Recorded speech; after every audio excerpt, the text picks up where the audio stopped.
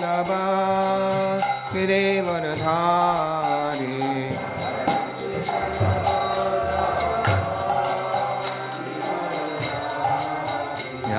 Yashodanandana Vraja Janaranjana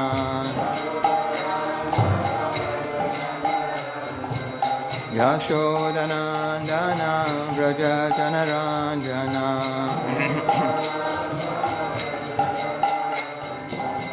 Yamunatira Vanachari Yamunatira Vanachari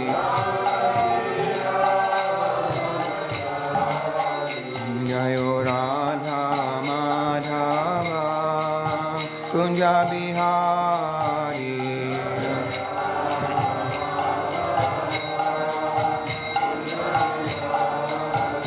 Jayo Radha Madhava Kunja Bihari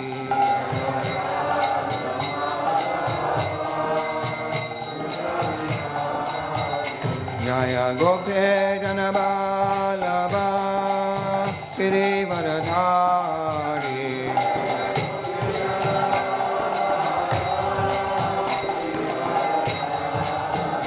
Jaya Gope Janabalabha Girivardhari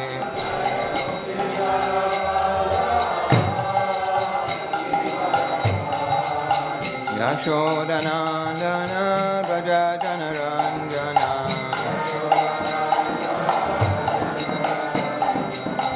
Yashodanandana Vraja Janaranjana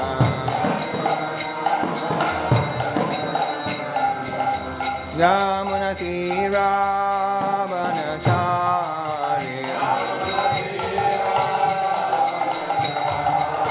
Yamunatira Vanachari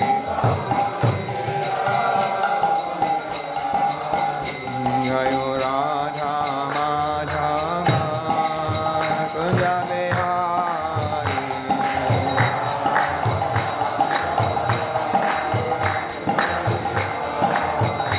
Jayo Radha Madhava Kunja Bihari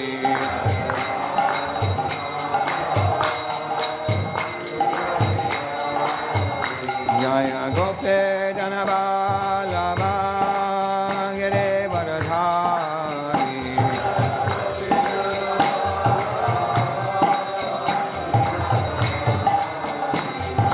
Gope Janabalabha Girivardhari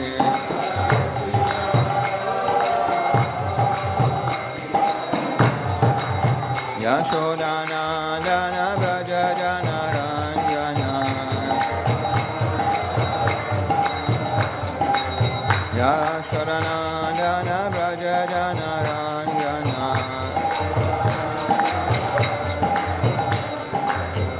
Jaya Radha Gokulananda Radha Gokulananda Radhe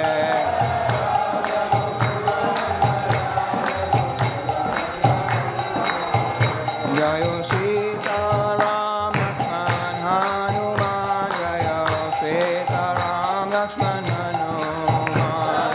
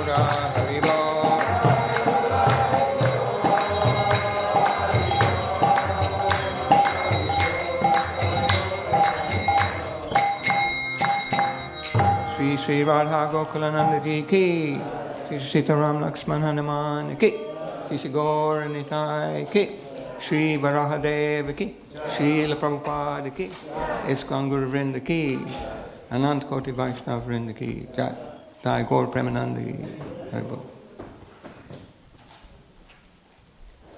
Hare Krishna. It's nice. That was an amazing kirtan this morning at Keshav Maharaj. Amazing atmosphere. We're very fortunate to be in the assembly of so many wonderful Vaishnavas. It's a real blessing.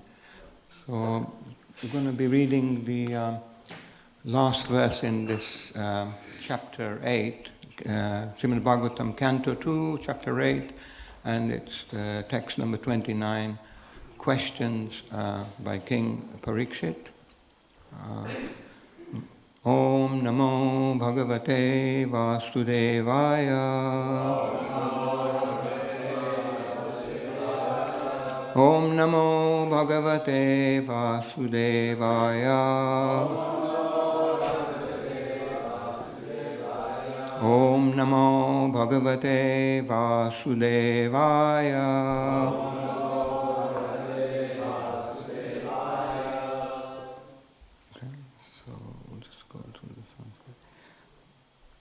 Yad Yat Parikshit Rishabha Pandunam Anuprichati Anupurvyena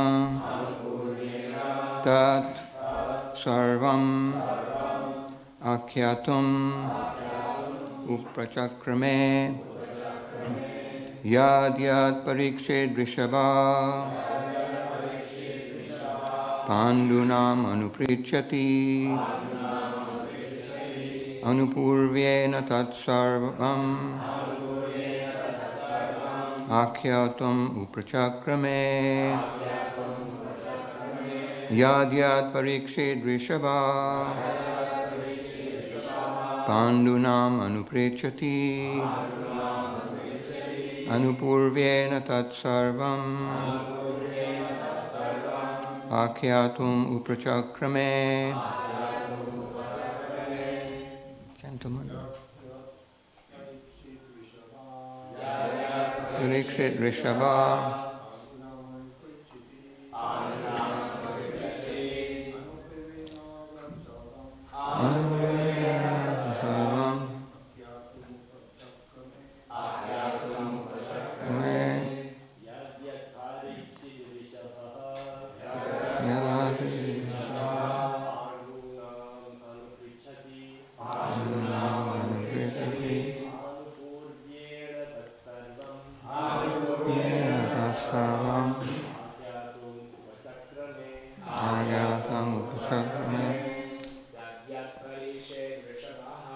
Yad Yad Parikshit Rishabha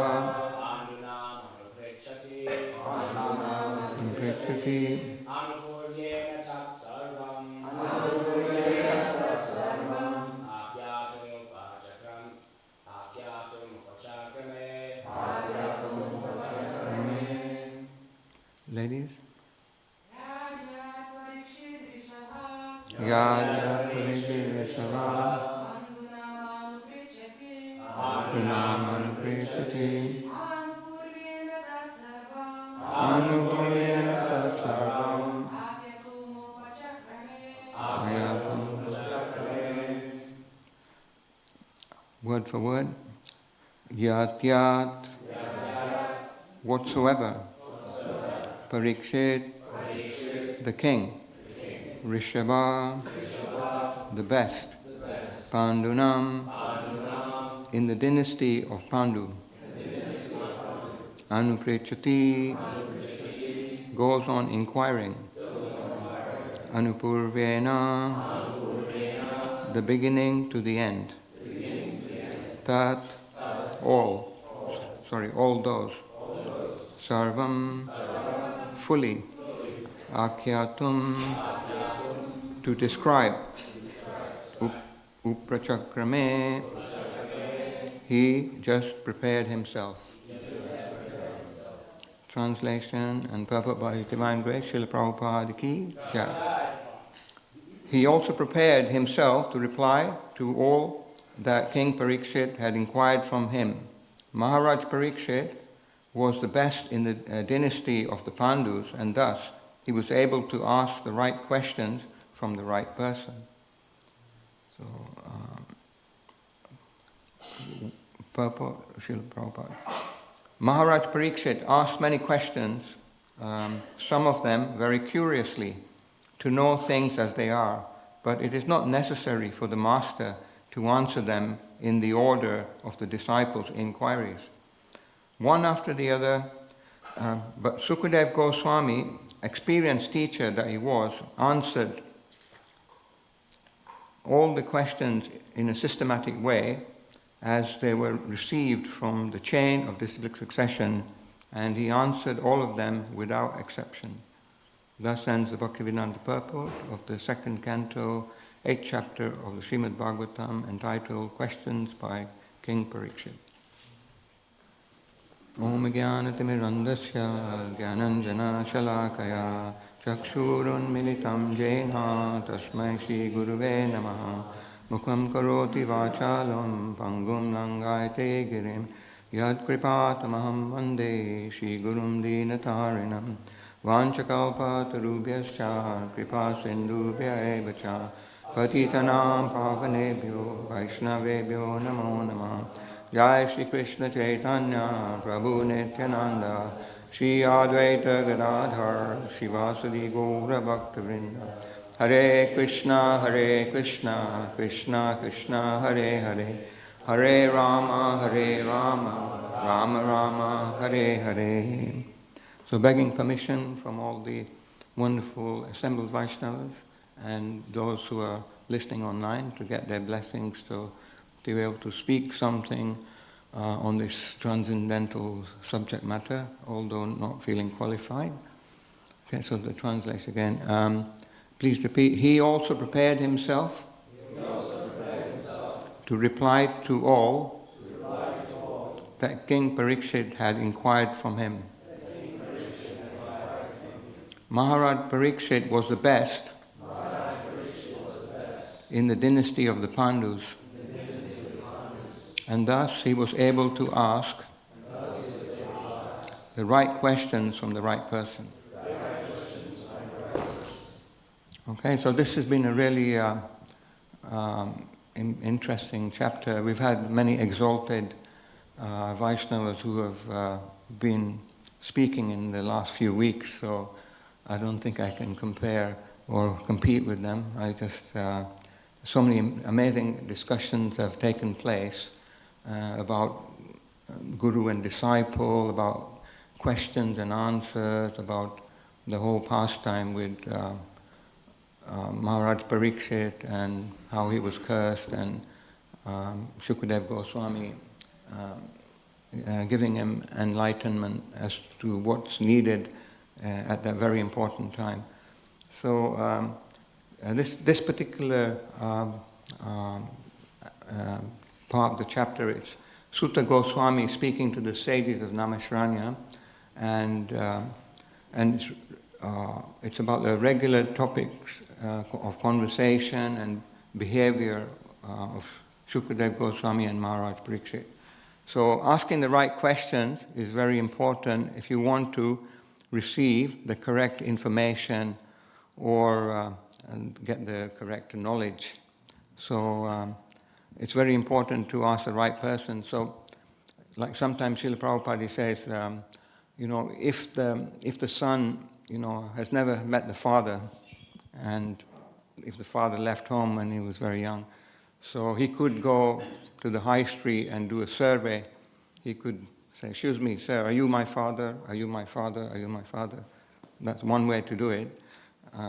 Or the other method is to ask the right person, in which case it would be his mother. And Srila Prabhupada says, the Shastra is like our mother, So we can inquire. So to ask the right questions, that's really, really important. But to also ask them to the right people, that's also, it has to be there. And For example, if you want, I met one devotee, and he was having some problems with his car, and so he was just asking around, different people, or what do you think's wrong with it? And someone said, well, I think you need to change this. So that was an expensive fix, and it wasn't a fix. So then he asked somebody else, and they said, well, maybe I think you need to change your turbo, which is expensive. So yeah, he went to many different things he tried, but he didn't really ask the right person. And then somebody told him that I know a very good mechanic, and I'll give you his number. Why don't you go there and ask him?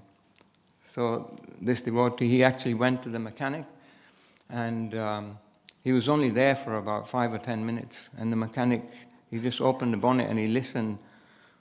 And then he said, okay, he said, I know what it is. He says, it's this part here, and it's £20. I'll get you tomorrow, I'll put it in for you. So he had already spent so much money, by asking the wrong people. So, like, for example, if you have problem with your teeth, you don't ask the bin man or the shopkeeper. You need to go and ask the dentist. So the right questions for the right people, and then there's a chance you might get the right answer. So I remember in the early 80s, I think it was 1983, 84, something, and there was one big sannyasi had come from Europe, and he was very famous, and this temple room was jam-packed, full of devotees, and there was one devotee sitting about here. So then he put his hand up, and he says, Maharaj, I've got a question. He says, okay. So Maharaj said, okay, what's your question? So he said, Maharaj, when you get to the spiritual world, do you have to chant? So there was a pause, and everybody was waiting for the answer. And then the sannyasi replied, no, you don't have to worry about that. He said, with an attitude like that, you're not even going to get there. Says, do I have to chant? So anyway, he asked. He could have asked the right question because the right person was there to give him the knowledge and give him. But he apparently asked the wrong question. So, like an experienced teacher will answer according to the teachings or knowledge coming down in disciplic succession. So in the purport here, Srila Prabhupada writes that Parikshit Maharaj, he was asking the question, and Shukadev Goswami, he answered in a systematic way, and he answered in relationship to the disciplic succession, So he didn't kind of just, make it up as you go along, But he answered in a way that it was in line with the predecessor acharyas, Because sometimes people come here, we get so many guests that come and they ask many different questions. So then sometimes you have to tell them, actually, the question you've asked and the answer I'm going to give you is, I have to tell you the truth because I've taken a vow to speak the truth because I'm representing all these divine personalities who are situated in truth and they are servants of the supreme absolute truth, Param Satyam, Krishna. So then I said, I could try and water it down, or I could try and make it more suitable, palatable for you, but I have to present it according to how they have given it to us, So then, yes, sometimes I've seen in many different situations. I've been to visit many families, and some of them have been very distressed. So many difficult situations, and you really don't know what to say or what to do there. So you're praying, you're praying to the Vaishnavas and Acharyas and the Lord, please help me, But I found that sometimes when you go to places and people are suffering or some traumatic things taking place, just sympathizing with them or just trying to be nice to them, it actually doesn't really help. Many people do that, but they don't. I found actually, like, if you have to speak the truth, but it's an art. You have to speak it in such a way that you don't devastate them, like that. So anyway, because there's nothing that really helps more than the truth, So, and we're all situated in that on the path of bhakti, and like I said, we're servants. If we're not situated in truth, there's no question of approaching the absolute truths, Param Satyam, Krishna. So there's a verse which you're all quite familiar with in the Bhagavad Gita, and I'll just read it.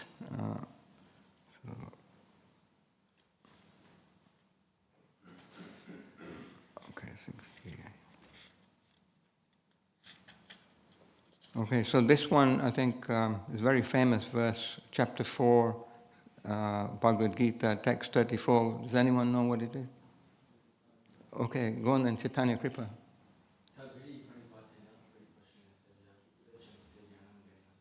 Excellent, well done. Yeah, Haribol. So, and do you know the translation? Just try to learn the truth by approaching the spiritual master, inquire from him submissively, and render service unto him. The self-realized souls can impart knowledge unto you, as they have seen the truth. Very nice. Absolutely. Beautiful. Well done.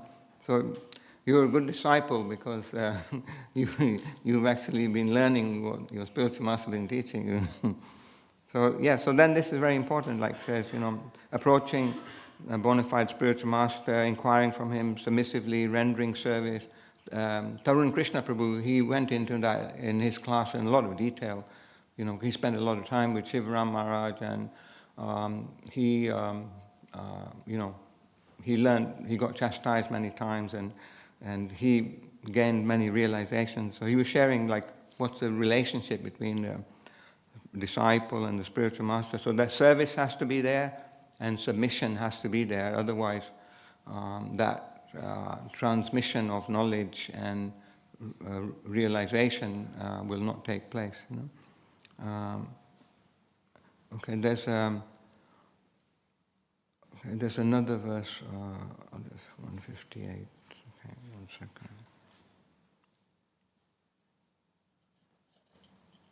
So this one is from Srimad Bhagavatam, first canto, chapter 2, text 5. Does anybody know that one? 1, 2, 5. Yeah. Anyway, I'm sure many of you are familiar with it because these are quite famous chapters. And it's Sutta Goswami is instructing the sages in Amashranya. Munayo sadhu prishtoham bhavadbhir loka mangalam yad krita krishna samprashno yenatma suprasidati.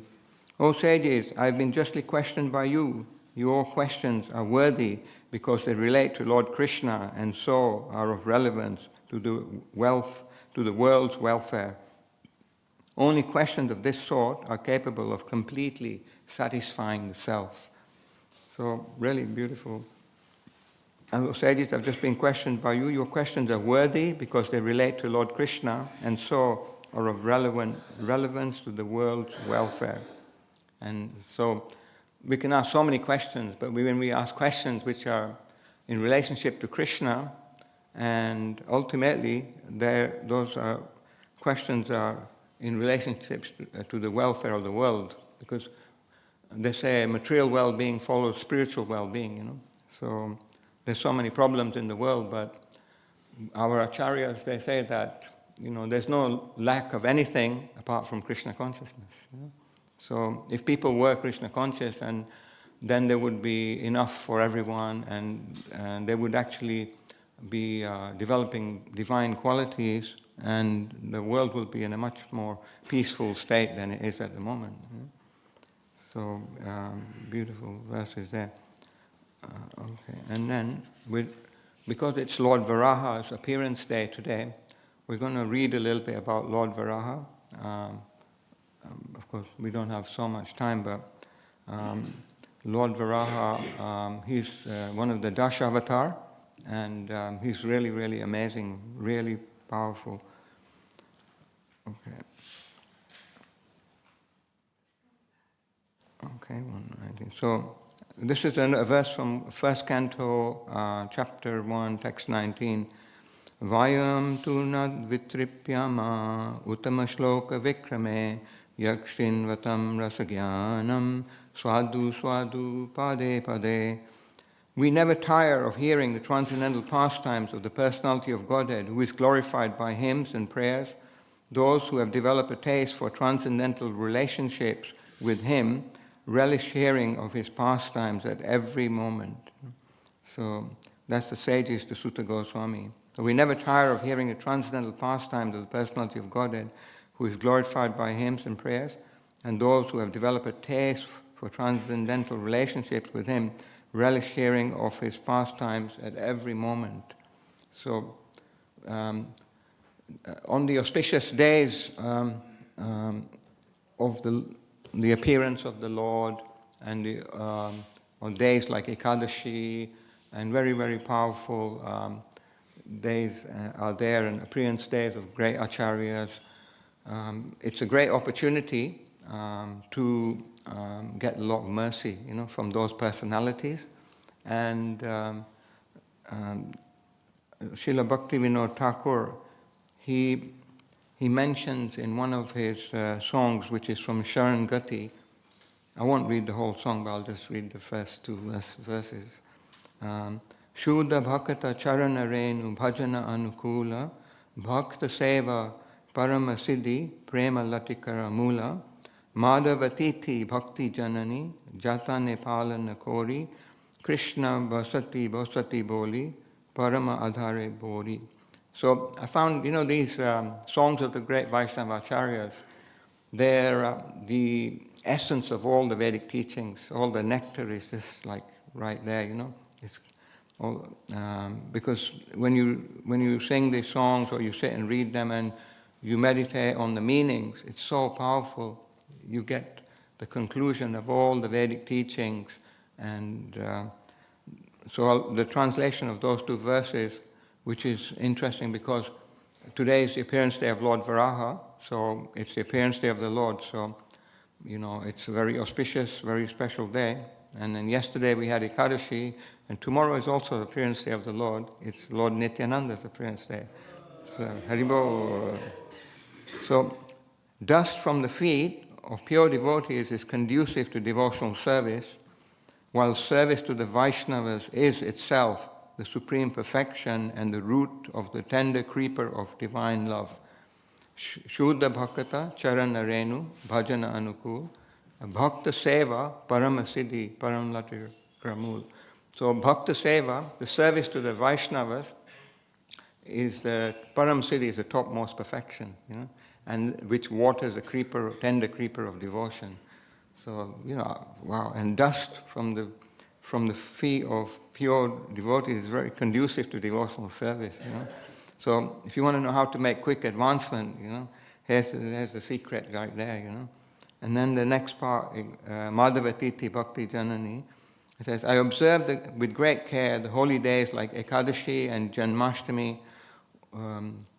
or the appearance day of Lord Varaha, for they are the mother of devotion. So I wonder why Srila Bhaktivedanta Thakur says that these auspicious days and appearance days of the Lord are considered to be like the mother of devotion. Would anybody like to comment?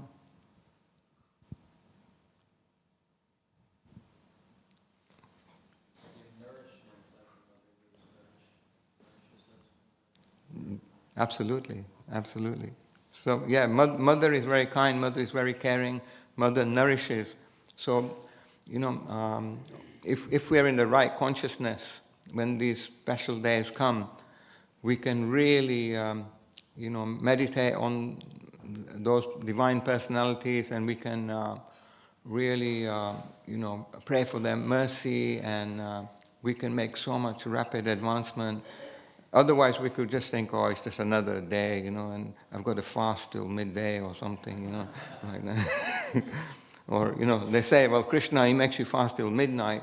At least Radharani, she's a bit more merciful. She only makes you fast till noon, So, anyway, it depends how you look at it, It's like, oh. So sometimes on a fasting day, somebody says, oh, I'm waiting for the feast. I said, Prabhu, we're feasting on the names today. We're feasting on the names and the fast times.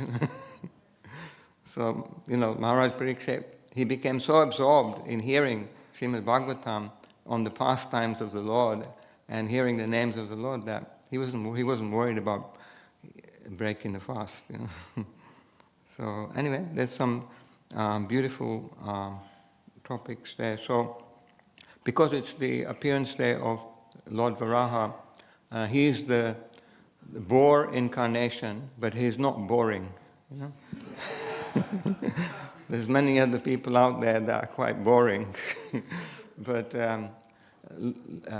Lord Varaha, he is actually, when he's fighting with the demon Hiranyaksha, he's actually having fun with him, and sometimes he drops his mace, and or sometimes Hiranyaksha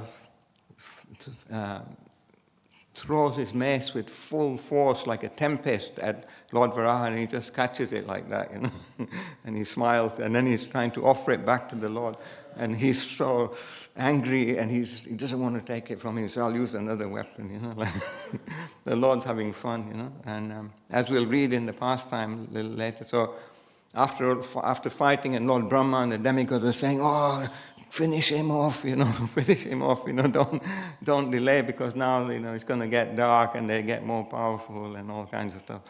So then at the end, he just, with his hoof, he just gives him a clip behind the ear, and that's it, finishes him off, So, of course, the Lord, he likes fighting, but the demons are not really up to the job, so he has to get his own devotees to play the role, like that, because at least they put in a good effort, So, Jai and Vijay, so who was it? They take Jai and Vijay. They took birth as was it Ravan and Kumbhakarna? Was it then Hiranyaksha and Hiranyakashipu? Other way around, yeah. Hiranyakashipu, Hiranyaksha, Ravan, Kumbhakarna, and then Shishupal and Dantavakra. And then they heard about Lord Chaitanya's pastimes, and then they thought, well, we were only meant to do 3, but we'll do an extra one, just for the fun of it, like that. So then Jaga and Madhya.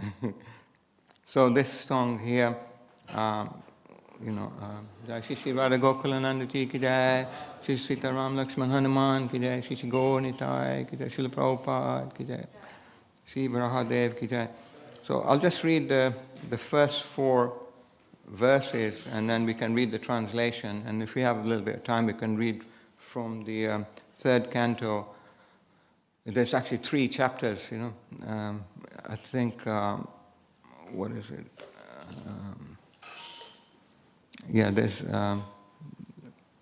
There's 3 chapters which cover that particular pastime. So this is called the Dash Avatar Stotram, and it's by Jayadev Goswami. It's not our Jayadev up here, but he's a good singer and a drummer as well. So, Pralaye prayodi jaleditavan asivedam vihita vihitra charitam akedam keshavadrita mina sharira jai jagadisha hare jai jagadisha hare jai jagadisha hare Kishitir iha vipula taretishti tava prishte dharani dharana krinchakra garishte keshavadrita kurma sharira jai jagadisha hare jai jagadisha hare jai jagadisha hare And this is the one with Lord Varaha. Vasati dashana shikhare dharani tavalagna shishini kalanka kevala nimagna keshavadrita shukara rupa jai jagadisha hare jai jagadisha hare jai jagadisha hare. And this is one that you're all familiar with. Tavakara kamalavarena kamadhuta shengam dalita hiranyakashipu tanubringam keshavadritam narahari rupam jai jagadisha hare jai jagadisha hare jai jagadisha hare. So some devotees don't know that this Nrsimha Pranam mantra, it actually comes from this song, you know. So they think, oh, I know that one, but don't know the others, you know. So Dasavatar. So if you have time, you can go through and sing it and read the meanings, and it's beautiful. So we'll just read the translations quickly. O Keshava, Lord of the universe, O Lord Hari, who have assumed the form of a fish, all glories to you. You easily acted as a boat in the form of the giant fish, just to give protection to the Vedas, which had become immersed in the turbulent sea of devastation. O Keshava, the Lord of the universe, O Lord Hari, who have assumed the form of a tortoise, all glories to you. In this incarnation as a divine tortoise, the great Mandara mountain rests upon your gigantic back as a pivot for churning the ocean of milk. From holding up the huge mountain, a large scar-like depression is put in your back, which has become most glorious. O Keshava, O Lord of the universe, O Lord Hari, who have assumed the form of a boar, all glories to you. The earth, which had become immersed in the Garbhodak ocean at the bottom of the universe, sits fixed upon the tip of your tusk, just like a spot on the moon. O Keshava, O Lord of the universe, O Lord Hari, who have assumed the form of half man and half lion, all glories to you. Just as one can easily crush a wasp between one's fingernails, so in the same way, the body of the wasp-like demon Hiranyakashipu has been ripped apart by the wonderful pointed nails on your beautiful lotus hands. So, like beautiful verses, beautiful prayers, beautiful pastimes. So there's a lot of nectar to be had if you're a nectar hog. You know? Okay, so the chapters in the Bhagavatam is third canto, chapters 17 to 19. They cover the whole pastime with Hiranyaksha and Hiranyakashipu, you know, trying to conquer the universe and giving everyone trouble like the demons usually do, you know. And then Lord Brahma is getting worried, and then he's asking Krishna to come and sort them out, you know. So we'll see how much. There's a lot. We'll maybe just read whatever we can. So it says, "You're skilled in war that I do not see."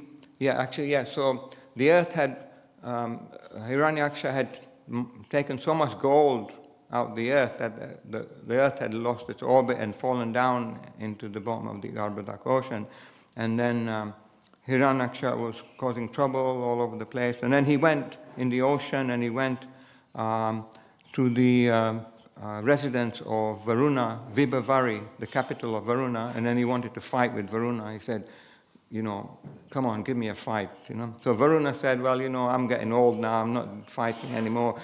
But he basically said, you know, there's somebody that will sort you out, you know. you better go and find Lord Vishnu. He'll do the needful, you know, to help out your aggression, you know. So it says here.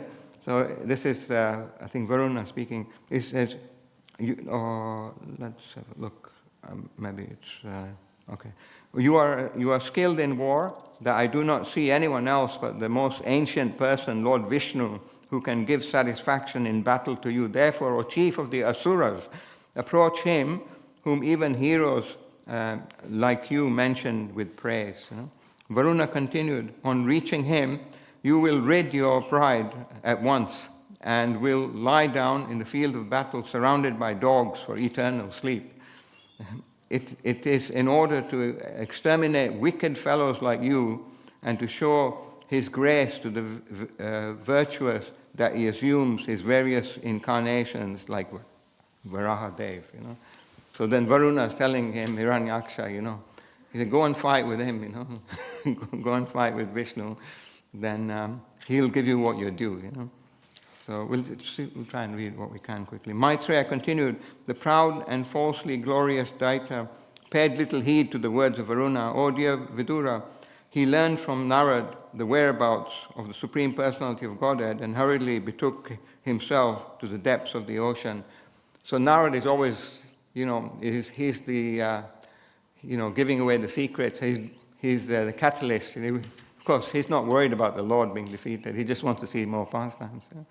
So he saw there the all-powerful personality of Godhead in his boar incarnation, bearing the earth upward on the ends of his tusk and robbing him of his splendor with his reddish eyes. The demon laughed. Oh, an amphibious beast. Okay, so the demon addressed the Lord, O best of the demigods, dressed in the form of a boar, just hear me. This earth is entrusted to us, the inhabitants of the lower regions, and you cannot take it from my presence and not be hurt by me. You rascal, you have been nourished by your enemies to kill us, and you have killed some demons by remaining invisible. O fool, your power is only mystic, so today I shall enliven my kinsmen by killing you. This is Hiranyaksha speaking to Lord Varaha.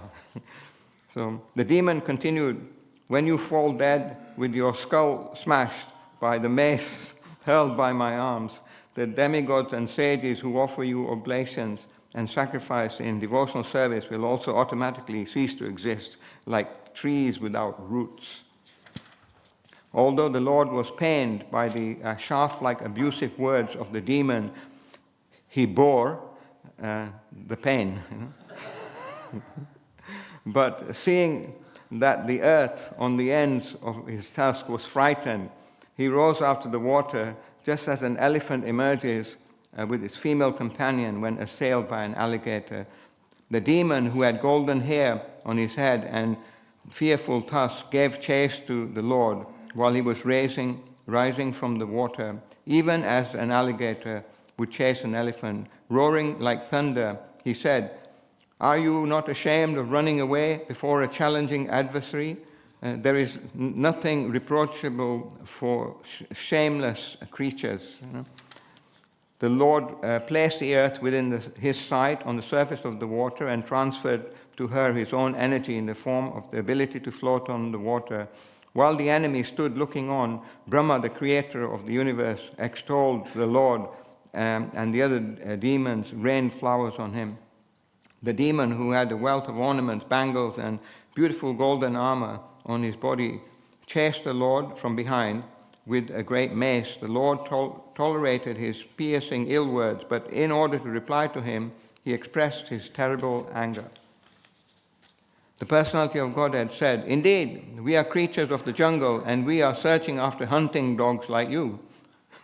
One who is freed from the entanglement of death has no fear from the loose talk in which you are indulging, for you are bound up by the laws of death.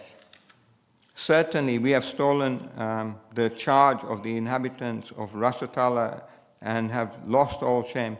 Although bitten by your powerful mace, I shall stay here in the water for some time, because having created enmity with the powerful enemy, I now have no place to go. You are supposed to be the commander of many foot soldiers, and now you may take prompt steps to withdraw. You may take prompt steps to overthrow us. Give up all your foolish talk and wipe out the cares of kith and kin by slaying us. One may be proud, yet he does not deserve a seat in an assembly if he fails to fulfill his promised word. Sri Maitreya said, the demon being thus challenged by the personality of Godhead became angry and agitated as if he wasn't before. And he trembled in anger like a challenged cobra. So, hissing indignantly, all his senses shaken by wrath, the demon quickly sprang upon the Lord and dealt him a blow with his powerful mace. The Lord, however, moving slightly aside, dodged the violent mace blow aimed at his breast by the enemy, just as an accomplished yogi would elude death. The personality of God had now exhibited his anger and rushed to meet the demon, who bit his lip in rage and took up his mace again and began to repeatedly brandish it about. Then, with the mace, the Lord struck the enemy on the right of his brow, but since the demon was expert in fighting, O gentle Vidura, he protected himself by a maneuver of his own mace. In this way, the demon Hiranyaksha and the Lord, the personality of God, had struck each other with their huge maces, each enraged and seeking his own victory. There was keen rivalry between the two combatants. Both had sustained injuries on their bodies from the blows of each other's pointed maces, and each grew more and more enraged at the smell of blood on his person. In their eagerness to win, they performed maneuvers of various kinds, and thus their contest looked like an encounter between two forceful bulls for the sake of a cow. O descendant of Kuru, Brahma, the most independent demigod of the universe, accompanied by his followers, came to see the terrible fight for the sake of the world between the demon and the personality of Godhead, who appeared in the form of a boar. After arriving at the place of combat, Brahma, the leader of thousands of sages and transcendentalists, saw the demon, who had attained such unprecedented power that no one could fight with him. Brahma then addressed Narayan, who was assuming the form of a boar for the first time.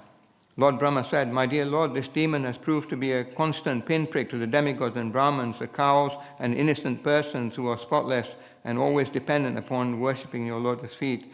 He has become a source of fear by unnecessarily harassing them. Since he has attained a boon from me, he has become a demon, always searching for a proper combatant, wandering all over the universe for this infamous purpose." Lord Brahma continued, "My dear Lord, there is no need to play with this serpentine demon, who is always very skilled in conjuring tricks and is arrogant, self-sufficient and most wicked." Brahma continued, "My dear Lord, you are infallible. Please kill this sinful demon before the demoniac hour arrives." And he presents another formidable approach favorable to him. You can kill him by your transcendental potency without doubt. The auspicious period known as Abhijit, which is the most opportune for victory, commenced at midday and has all but passed. Therefore, in the interest of your friends, please dispose of this formidable foe quickly. The demon, luckily for us, has come of his own accord to you.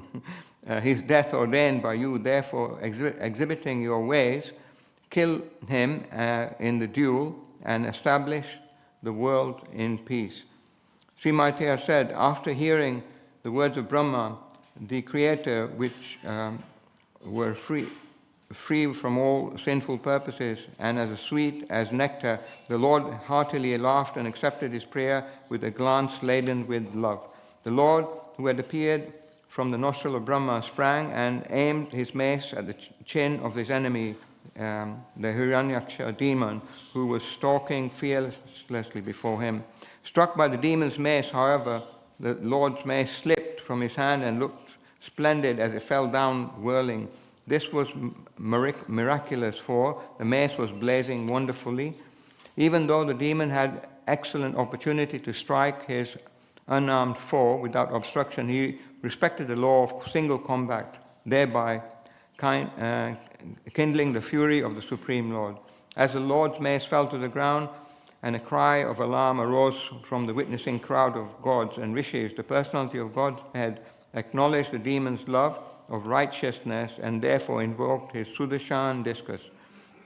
As the discus began to revolve in the Lord's hands and the Lord contended at close quarters with the chief of his Vaikuntha attendants, who had been born as Hiranyaksha, a vile son of Diti, there issued from every direction strange expressions uttered by those who are witnessing from airplanes. They had no knowledge of the Lord's reality, and they cried, "May victory attend you, pray, dispatch him, play no more with him." They were getting worried, and anxious. When the demon saw the personality of Godhead, who had eyes just like lotus petals standing in a position before him, armed with the Sudarshan disc, his senses were overpowered by indignation, and he began to hiss like a serpent, and he bit his lip in great resentment. The demon, who had fearful tusks, stared at the personality of Godhead as though to burn him. Springing into the air, he aimed his mace at the Lord, exclaiming at the same time, "You are slain." And, O saintly Vidura, while his enemy looked on, the Lord, in his boar form, the enjoyer of all sacrificial offerings, playfully knocked down the mace with his left foot, even as it came upon him with the force of a tempest. The Lord then said, "Take up your weapon and try again, eager as you are to conquer me." Challenged in these words, the demon aimed his mace at the Lord and once more loudly roared. When the Lord saw the mace flying towards him, he stood firmly where he was and caught it with the same ease as Garuda, the king of birds, would catch a serpent. His valor thus frustrated, the great demon felt humiliated and was put out of countenance. He was reluctant to take back the mace when it was offered to him by the personality of Godhead. He now took a trident which was rapacious as a flaming fire and hurled it against the Lord, the enjoyer of all sacrifices, even as one would use penance for a not malevolent purpose against the holy Brahmana. Hurled by the mighty demon with all his strength, the flying trident shone brightly in the sky, and the personality of Godhead, however, tore it to pieces with his Sudarshan disc, which had a sharp edge, rim, even as Indra cut off the wing of Garuda. The demon was enraged with his trident, was cut to pieces by the discus of the personality of Godhead. He therefore advanced towards the Lord and, roaring aloud, struck his hard fist against the Lord's broad chest, which bore the mark of Srivasta. Then he went out of sight. So then after that he did some trickery. He went invisible and throwing stuff and creating more demons and all kinds of other stuff. O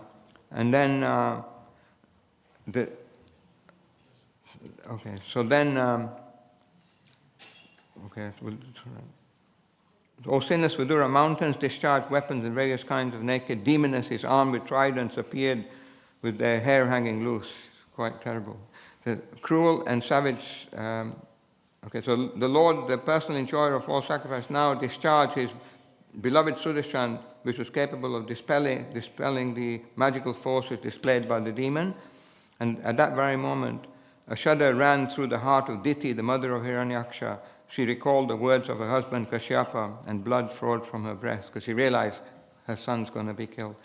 But when the demon saw the magic forces dispelled, he once again came into the presence of the personality of Godhead, Keshava, and full rage tried to embrace him with his arms to crush him, but he, to his great amazement, he found the Lord standing outside the circle of his arms. The demon now began to strike the Lord with his hard fist, but the Lord Adokshada slapped him in the root of his ear, even as Indra, the Lord of the Maruts, hits the demon Vritta. Though struck indifferently by the Lord, the conqueror of all the demons, the demon's body began to wheel, his eyes bulged out and of their sockets, his arms and legs broken, and the hair on his head scattered. He fell down dead like a gigantic tree uprooted by the wind. Sri Varaha Deva ki. Yeah. So I'll just finish with a benediction at the end of this, because you've been listening to the pastime. This most sacred narrative confers extraordinary merit, wealth, fame, longevity, and all the objects of one's desire on the field of battle. It promotes the strength of one's vital organs and the organs of action. One who listens to it at the last moment of his life, is transferred to the supreme abode of the Lord, O dear Shonaka. So Prabhupada says, devotees are generally attracted by the narrative and pastimes of the Lord, even though they do not prosecute austerities or meditation. In this very process of hearing attentively from the pastimes of the Lord will endow them with innumerable benefits, such as wealth, fame, longevity, and other desirable aims of life. If one continues to hear Srimad Bhagavatam, which is full of narratives of the pastime of the Lord, at the end of his life, one is sure to be transferred to the eternal transcendental abode of the Lord. Thus, hearers are benefited both ultimately and for as long as they are in the material world. That is the supreme sublime result of engaging in devotional service. So it goes on then, the 5 processes of devotional service. So anyway, I think I've gone quite a bit over time there, but anyway, that's normal for me. That's why they don't get me on very often. So we'll stop there. And Shri Varaha Deva ki, Srila Prabhupada ki, ISKCON Guru Vrinda ki, Nitai Gaur Premanandi, Haribol.